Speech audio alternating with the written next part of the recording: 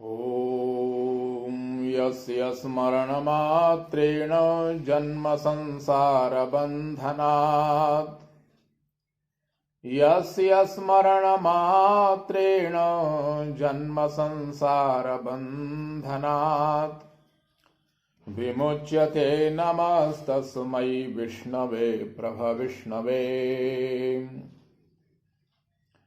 नौमीड्यते भ्रवपुषे तडिदम्बराय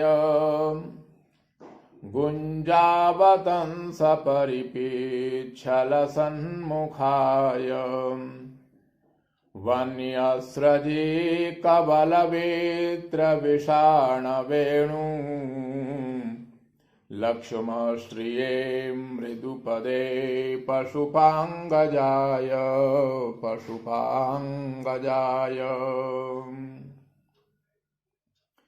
भजे व्रजैकमण्डनं समस्तपापखण्डनं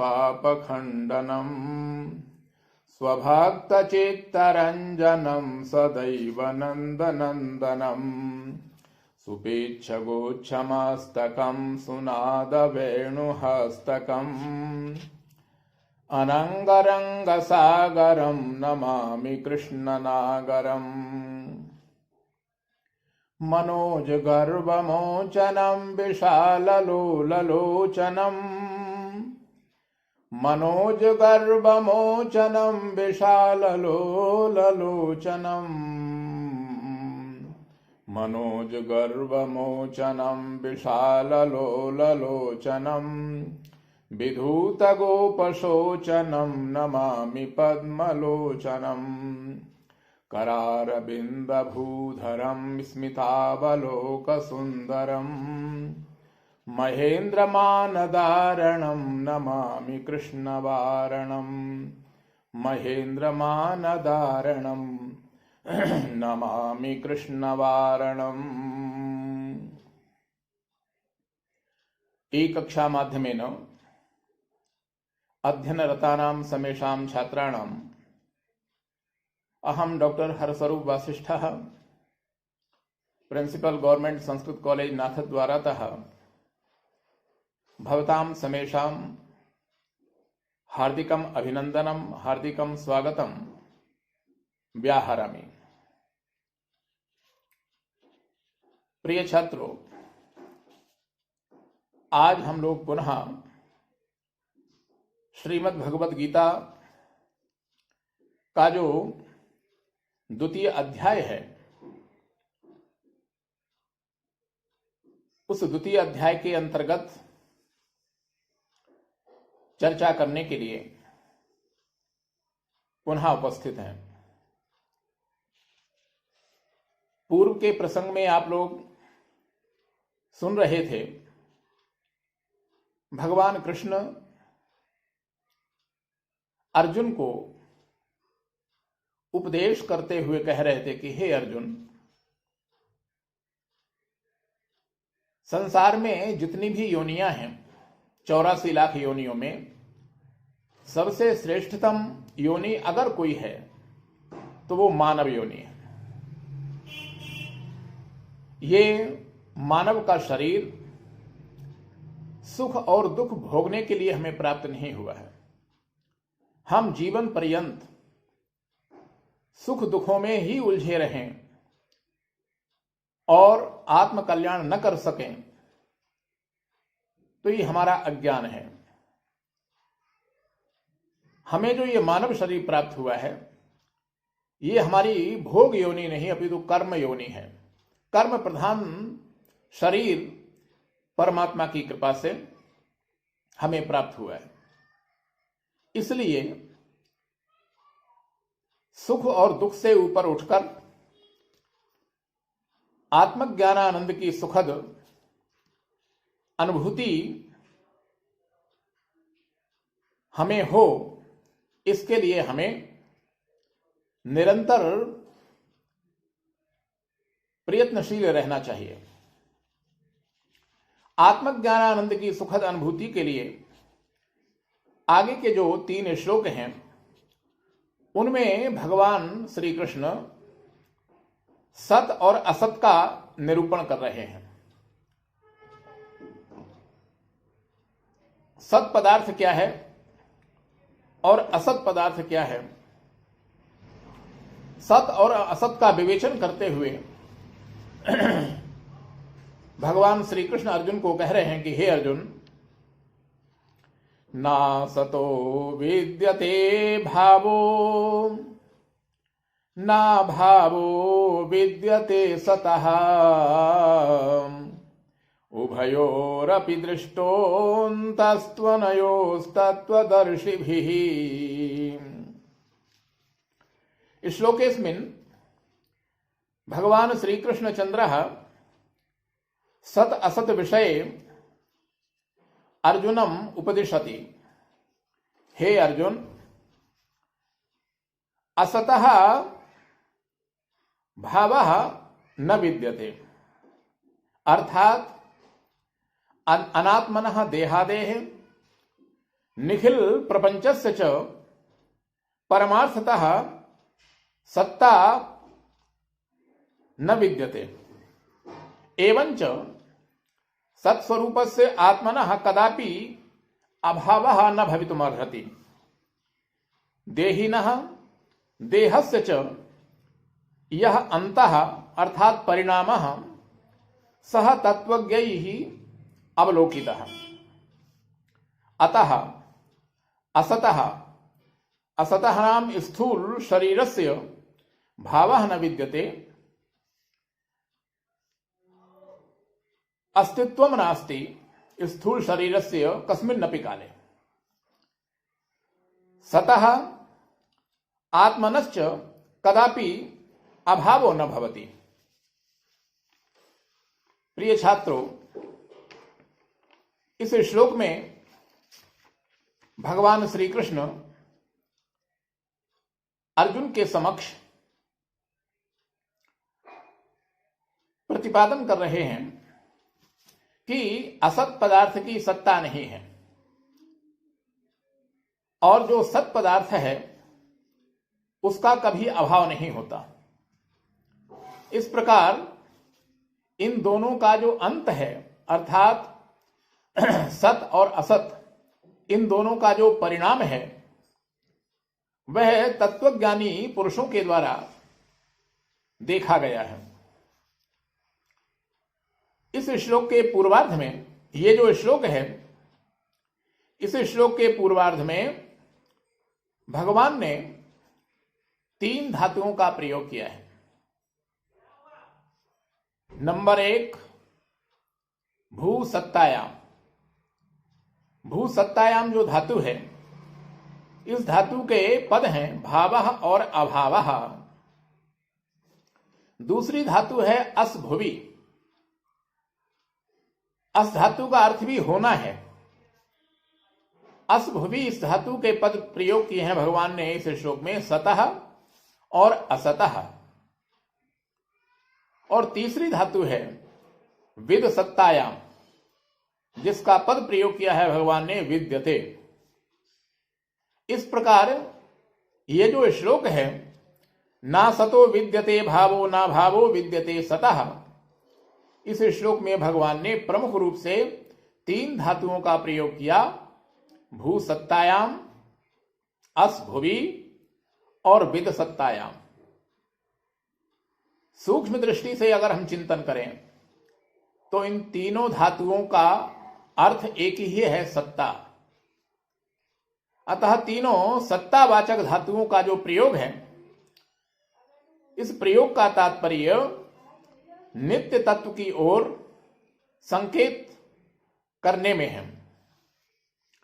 सत पदार्थ का स्वरूप क्या है और असत पदार्थ का स्वरूप क्या है, इसका निरूपण करते हुए भगवान अगले श्लोक में कह रहे हैं अर्जुन से कि हे अर्जुन, अविनाशी तु तद विद्धि येन सर्वमिदं ततम् विनाशमव्ययस्यास्य न कश्चित् कर्तुमर्हति न कश्चित् कर्तुमर्हति। नासतो विद्यते भावो ना भावो विद्यते सतः इत्यस्मिन् श्लोके भगवता श्रीकृष्णचन्द्रेण ना भावो विद्यते सतः इत्यत्र सतः स्वरूपं यत् वर्णितं पूर्वं तदेव विस्तरेण पुनः स्पष्टीक्रियते। भगवान श्रीकृष्णः निगदति, हे अर्जुन, अविनाशी तु तत् विद्धि येन परमात्मना इदं दृश्यमानं जगत् परिव्याप्तम्। अयमात्मा नाशरहितः वे विद्यते। अतः अविनाशिनः अस्य आत्मतत्त्वस्य कश्चिदपि विनाशं कर्तुं न शक्नोति, यतो हि सत्स्वरूपोऽयमात्मा नाशरहितः वर्तते। इस श्लोक में भगवान श्री कृष्ण सत्स्वरूप का निरूपण करते हुए कह रहे हैं कि हे अर्जुन, अविनाशी तु तद विद्धि, अविनाशी तो तू उसको समझ जिससे ये संपूर्ण संसार व्याप्त है। भूत भविष्यत वर्तमान इन तीनों कालों में जिसकी सत्ता विद्यमान रहती है, अर्थात जो त्रिकालाबाधित सत्य है, वही सत्स्वरूप आत्म तत्व संपूर्ण संसार में व्यापक रूप से विद्यमान है। ईशावास्योपनिषद में भी वर्णन मिलता है, वहां पर भी कहा गया कि ईशावास्यमिदं सर्वम, ये जो संपूर्ण संसार है ये ईशावास्य है, अर्थात उस परब्रह्म परमेश्वर से परिव्याप्त है। अन्य उपनिषदों का अध्ययन करने पर भी हमें इसी प्रकार का वर्णन उपलब्ध होता है। अन्य उपनिषदों में भी कहा गया है कि घटावभासको भानुः घटनाशेन नश्यति, देहावभासकः साक्षी देहनाशेन नश्यति, देहनाशेन नश्यति। अर्थात घटावभासको भानुर घटनाशेन नश्यति। संपूर्ण अंधकार युक्त रात्रि जब व्यतीत हो जाती है और प्रातःकाल होने पर जब भगवान भास्कर उदित होते हैं, तो सूर्य के उदित होने पर जो घटपटादी पदार्थ हैं उनका दर्शन हमें होने लगता है। सूर्य के उदित होने पर घट का दर्शन हमें होने लगता है। लेकिन यहां पर चिंतनीय विषय यह है कि घट का प्रकाशक जो सूर्य है वह घट के नष्ट होने पर कभी भी स्वयं नष्ट नहीं होता। जिस सूर्य के उदित होने पर हमें घट का दर्शन होता है, वह घट अगर फूट जाता है, नष्ट हो जाता है, तो उस घट के नष्ट होने पर सूर्य नष्ट नहीं होता। ठीक इसी प्रकार हमारा जो ये स्थूल शरीर है, इस स्थूल शरीर में जो चैतन्य है, ये हमारा जो स्थूल शरीर गतिशील है, क्रियाशील है, नाना प्रकार के संसार के कर्मों को ये हमारा शरीर करता है। किसके कारण? आत्मा के कारण। तो जिस आत्मा से हमारा ये शरीर, स्थूल शरीर प्रकाशक है, प्रकाशित है, गतिशील है, क्रियाशील है, इस शरीर के नष्ट होने पर भी इस शरीर में रहने वाला जो आत्म तत्व है वह कभी नष्ट नहीं होता। जिस प्रकार सूर्य के उदित होने पर घट का दर्शन होता है और घट के नष्ट होने पर सूर्य नष्ट नहीं होता, उसी प्रकार जिस आत्मा के कारण हमारा ये स्थूल शरीर गतिशील रहता है, इस स्थूल शरीर के नष्ट हो जाने पर भी आत्मा कभी नष्ट नहीं होता। ये जो स्पष्टीकरण है, इसको हमें अच्छी प्रकार से हमेशा ध्यान रखना चाहिए। इसलिए हे अर्जुन, इस अविनाशी आत्म तत्व का कभी विनाश नहीं होता। विनाश केवल इन पंच महाभूतों से निर्मित हमारा जो ये स्थूल शरीर है, इस स्थूल शरीर का ही होता है, आत्मा का नहीं। और तू और सामने खड़े हुए ये जो समस्त राजा लोग हैं, ये सब आत्मा हैं। इसलिए आत्म रूप से कभी भी किसी का विनाश नहीं हो सकता। इसलिए हे अर्जुन, तुझे अपने शोक को त्याग कर युद्ध के लिए प्रवृत्त होना चाहिए।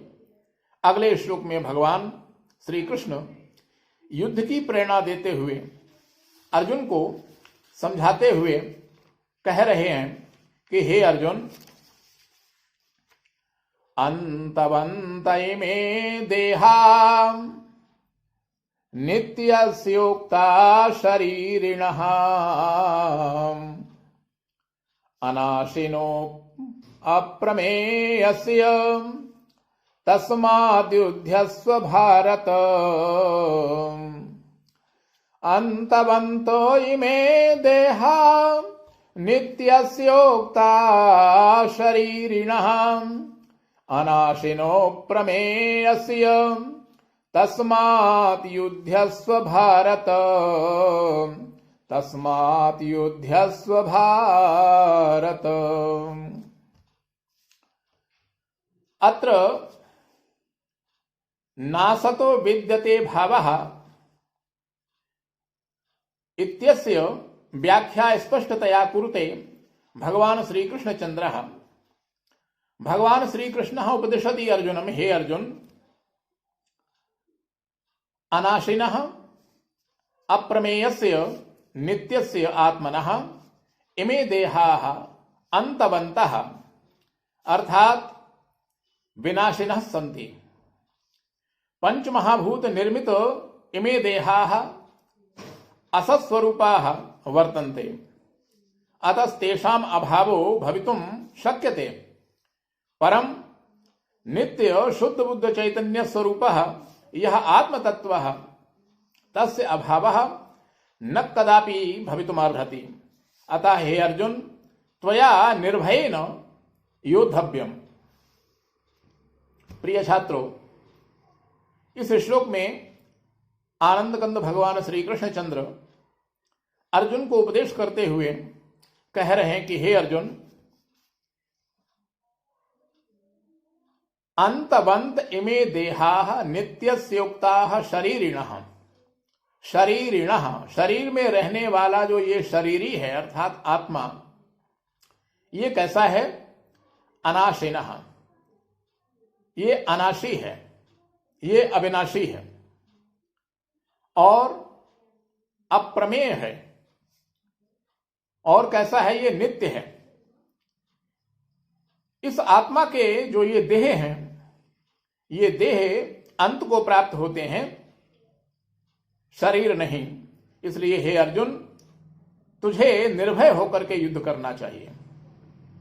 भगवान यहां ये स्पष्ट करना चाहते हैं अर्जुन के समक्ष कि हे अर्जुन, ये जो शरीरी है आत्मा, ये अनाशी है। अनाशी का तात्पर्य है जिसका कभी भी किसी भी काल में, किसी भी परिस्थिति में, किसी के द्वारा भी नाश न हो, वह कहलाता है अनाशी, अविनाशी। ये आत्मा अविनाशी है। और कैसा है ये आत्मा? भगवान कहते हैं अप्रमेयः, ये आत्मा अप्रमेय है। ये प्रमा का विषय नहीं है। किसी भी प्रमाण के द्वारा इसका अनुभव नहीं किया जा सकता। हमारी जो 5 ज्ञानेंद्रियां हैं, चक्षु आदि, उन 5 ज्ञानेंद्रियों में से कोई भी ऐसी इंद्रिय नहीं है जिस इंद्रिय के द्वारा इस आत्म तत्व का अनुभव किया जा सके। इसलिए ये आत्मा प्रमाण का विषय नहीं है। भगवान कहते हैं अप्रमेय, ये आत्मा अप्रमेय है। और कैसा है ये आत्मा? भगवान कहते हैं नित्य, ये नित्य है। ये पूर्व में था, आज है और कालांतर में भी रहेगा। भूत भविष्य वर्तमान तीनों कालों में जिसकी सत्ता रहती है व्यापक रूप से, उसको कहते हैं नित्य। भगवान कह रहे हैं कि हे अर्जुन, ये जो आत्मा है ये अविनाशी है, स्वयं में अप्रमेय है, किसी इंद्रिय के द्वारा इसका अनुभव नहीं किया जा सकता, और ये नित्य है। तीनों कालों में इसका जो अस्तित्व है वो हमेशा रहता है। और अंतवंत इमे देहा, भगवान कह रहे हैं कि अंतवंत इमे देहा, इस आत्मा के जितने भी देह हैं, संसार में जितने भी देह हम देख रहे हैं, संसार में जितने भी शरीर हैं, ये सभी शरीर अंतवंत, अंत को प्राप्त होने वाले हैं। अंतवंत का तात्पर्य क्या है? जैसे लोक में हम देखते हैं, संसार में, समाज में हम लोग देखते हैं, धन जिसके पास होता है वह धनवंत कहलाता है। धनवंत का तात्पर्य है धन जिसके जीवन में हो, धन जिसके पास पर्याप्त रूप में हो। बल जिसके पास में हो वह कहलाता है बलवंत, और यश जिसके जीवन में हो वह कहलाता है यशवंत। जैसे धनवंत, बलवंत, यशवंत आदि शब्दों का प्रयोग हम करते हैं लौकिक व्यवहार में, उसी प्रकार से भगवान कहते हैं इमे देहाः अंतवन्तः,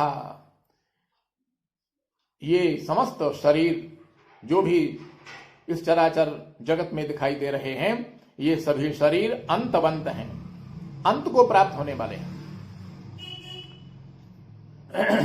लेकिन हमारा अज्ञान यही है कि अंतवंत होते हुए भी हम अपने जीवन में इसी बात को वो स्मरण नहीं रख पाते। व्यक्ति को अब अपना जन्मदिन तो याद रहता है, लेकिन कालांतर में आने वाली जो अवश्यम भावी मृत्यु है उसको हम कभी स्मरण नहीं रखते।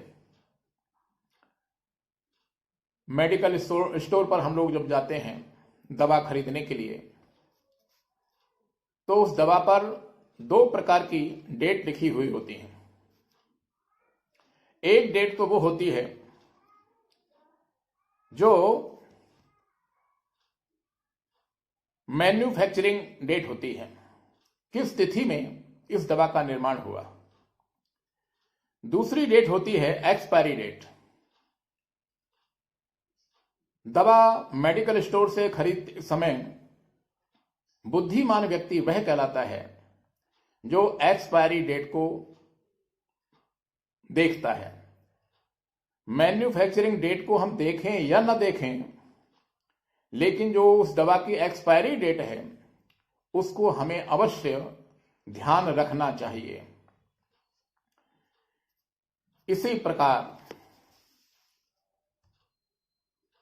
हमारे जीवन की जो मैन्युफैक्चरिंग डेट है, जो हमारा जन्मदिन है, उसको हम ध्यान रख पाएं या न रख पाएं कोई महत्व नहीं, लेकिन जो हमारी एक्सपायरी डेट है, जो अवश्यम भावी हमारी जो मृत्यु है, जो कालांतर में कभी भी आ सकती है, उसका स्मरण हमें अवश्य रखना चाहिए। और उस अवश्यम भावी मृत्यु को ध्यान में रखते हुए अधिक से अधिक हमें अपने जीवन में धर्म का संग्रह, धर्म का संचय, पुण्य का संचय करते रहना चाहिए। इसलिए शास्त्रकारों ने भी कहा है कि अनित्यानि शरीराणि विभवो नैव शाश्वतः नित्यं सन्निहतो मृत्युः कर्तव्यो धर्म संग्रह कर्तव्यो धर्म संग्रह। शास्त्र कहते हैं कि अनित्यानि शरीराणि, हमारे जो ये शरीर हैं ये अनित्य हैं, आज हैं, ये कभी भी ये क्षण भंगुर हमारा शरीर समाप्त हो सकता है। शरीर हमारे अनित्य हैं। और विभवो नैव शाश्वतः, परमात्मा की कृपा से हमें जो भी वैभव प्राप्त हुआ है अपने जीवन में, जो भी धन प्राप्त हुआ है, वह भी शाश्वत नहीं है। संसार में जब हम आए थे तब इस वैभव को, इस धन को लेकर के नहीं आए थे, और संसार से जब हमारी यहां से विदाई होगी तब भी ये धन हमारे साथ नहीं जाएगा। तो शरीर हमारे अनित्य हैं। ये जो धन है ये भी शाश्वत नहीं है, हमेशा हमारे पास रहने वाला नहीं है। लेकिन एक चीज निश्चित है हमारे जीवन में, और उसका नाम है मृत्यु। और ये मृत्यु कभी भी किसी भी क्षण हमारे जीवन में आ सकती है। इसलिए शास्त्रकार कहते हैं कि कर्तव्यो धर्म संग्रह, हमें धर्म का संग्रह करना चाहिए, पुण्य का संचय करना चाहिए, क्योंकि हम अपने सत्कर्म के द्वारा जो पुण्य संचित कर सकेंगे इस मानव जीवन में, वह पुण्य ही हमारे साथ चलेगा। बाकी तो जो कुछ भी हमने इस संसार में अर्जित किया है वह सब यहीं छूटने वाला है। इसलिए ये संसार की जो सुख सुविधाएं हैं वो जीवन जीने का साधन तो हो सकती हैं, लेकिन ये जीवन जीने का लक्ष्य नहीं है। इसलिए हम जीवन जीने के साथ साथ हम अपने परलोक को सुखमय बनाने के लिए अपने सत्कर्म के माध्यम से पुण्य का संचय अवश्य करते रहें। आत्मा को जो लोग मारने वाला या मरने वाला समझते हैं, ये उनका अज्ञान है। इस बात का प्रतिपादन करते हुए भगवान अगले श्लोक में आत्म तत्व का पुनः निरूपण करते हुए कह रहे हैं कि हे अर्जुन, यैनं वेत्ति हन्तारं यश्चैनं मन्यते हतम् उभौ तौ न बीजानीतौ नायम हन्ति न हन्यते नायम हन्ति न हन्यते। श्लोकेस्मिन् भगवान श्री कृष्ण चंद्रः अर्जुनं कथयति, हे अर्जुन, यह पुरुषः एनम् आत्मानं हन्तारं जानाति तथा च यह पुरुषः एनम् आत्मानं हतं मन्यते तौ उभौ एव न बीजानीतः यतो हि अयम् आत्मा न कमपि हन्ति न च केनापि हन्ति। भगवान कह रहे हैं कि हे अर्जुन, जो मनुष्य इस आत्मा को मारने वाला मानता है और जो मनुष्य इस आत्मा को मरने वाला मानता है, असल में ये दोनों ही व्यक्ति इस आत्मा के विषय में नहीं जानते, क्योंकि ये आत्मा ना तो किसी को मारता है और न किसी के द्वारा मरता है। ये आत्मा किसी को मारता तो इसलिए नहीं क्योंकि इस आत्मा में कर्तृत्व नहीं है, इस आत्मा में कर्तापन नहीं है। जैसे कोई व्यक्ति भले ही पढ़ा लिखा हो, लेकिन कलम के बिना वह पत्र नहीं लिख सकता। पत्र को लिखने का जो कार्य है वह कलम के द्वारा ही होता है। इसी प्रकार यह आत्मा भी बिना शरीर की सहायता के कोई भी क्रिया नहीं कर सकता। वस्तुतः आत्मा में कर्तापन है ही नहीं। इस आत्मा ने इस स्थूल शरीर से अपना संबंध जोड़ रखा है। इसलिए इस स्थूल शरीर से होने वाली जितनी भी क्रियाएं हैं, जितने भी कर्म हैं, उन समस्त क्रियाओं का कर्ता स्वयं को मान रखा है। अगर इस आत्मा का इस स्थूल शरीर से संबंध न रहे तो वस्तुतः ये आत्मा किसी भी क्रिया का कर्ता नहीं है। इसलिए कर्तापन न होने के कारण यह आत्मा किसी को मार नहीं सकता। अब दूसरी बात है कि ये आत्मा किसी के द्वारा मरता भी नहीं है। क्यों मरता? इसलिए नहीं, मरने का काम वह करता है जिसका जन्म होता हो। जब आत्मा का जन्म ही नहीं होता तो आत्मा मर कैसे सकता है? यह आत्म तत्व जन्म और मृत्यु से परे है। इसका वर्णन करते हुए भगवान कह रहे हैं अगले श्लोक में कि हे अर्जुन, न जायते म्रियते वा कदाचिन्नायं भूत्वा भविता वा न भूयः अजो नित्यः शाश्वतोऽयं पुराणो न हन्यते हन्यमाने शरीरे न हन्यते हन्यमाने शरीरे। अयम आत्मा कदापि न जायते न म्रियते न च संभूय कदापि पुनः भविष्यति। अयम आत्मा जन्म रहितः नित्यः शाश्वतः अर्थात सनातनः वर्तते। अयम आत्मा पुराणः अर्थात पुरातनः अनादि ही वर्तते। शरीरे हन्यमाने अपि अयम आत्मा कदापि केनापि न हन्यते। इस श्लोक में भगवान श्री कृष्ण स्थूल शरीर के जो 6 विकार हैं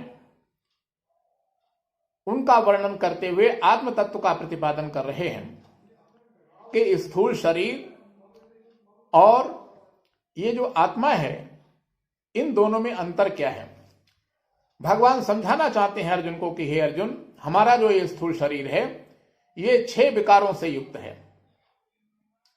इसमें 6 प्रकार के परिवर्तन होते हैं। 6 विकार कौन कौन से हैं?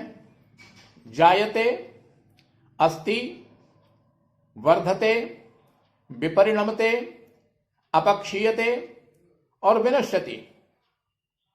ये आत्मा, ये शरीर जायते जन्म लेता है, अस्ति रहता है और वर्धते वृद्धि को प्राप्त होता है, विपरिणमते समय समय पर इसमें परिवर्तन होते हैं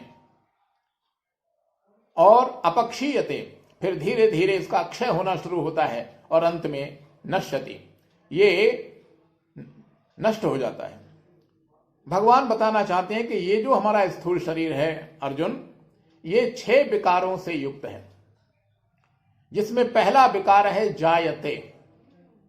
ये जन्म लेता है, लेकिन आत्मा जिसका नाम है वह आत्मा न जायते म्रियते वा कदाचित।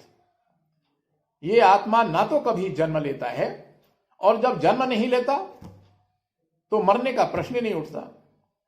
न जायते म्रियते वा कदाचित। ये आत्मा ना तो जन्म लेता है और न मरता है। ये आत्मा वस्तुतः अज है। अज का तात्पर्य होता है न जायते इति अजः। जो जन्म नहीं लेता वह कहलाता है अज। और यह आत्मा कैसा है? नित्य, नित्य है। भूत भविष्य वर्तमान तीनों कालों में इसकी सत्ता विद्यमान रहती है और यह आत्मा शाश्वत है। अर्थात सनातन है, और पुराणः ये पुरातन है अर्थात अनादि है। शरीर में रहते हुए ये आत्मा भले ही शरीर नष्ट हो जाए, शरीरे हन्यमाने अपि अयम आत्मा न हन्यते केनापि, शरीर के नष्ट हो जाने पर भी शरीर में रहने वाला जो ये आत्मा है ये कभी भी नष्ट नहीं होता, इसका नाश नहीं होता। इसलिए हे अर्जुन, तुम अपने जिन सगे संबंधियों को लेकर के शोकग्रस्त हो कि मेरे सगे संबंधी इस युद्ध में मारे जाएंगे, आत्मा रूप से ये पहले भी थे, आज हैं और आगे भी रहेंगे। आत्मा रूप से कभी कोई मरता नहीं। और रहा ये स्थूल शरीर, ये तो तुम नहीं मारोगे तो ये वैसे भी मरने वाले हैं। स्थूल शरीर को तो नष्ट होना ही होना है।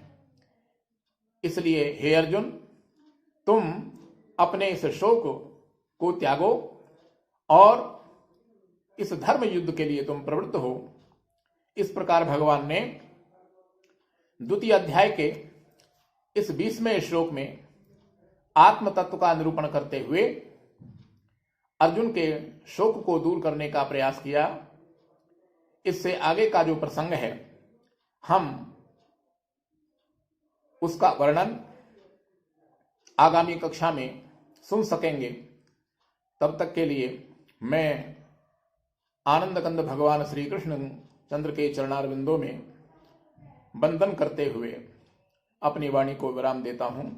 जय तु भारतम, जय तु संस्कृतम।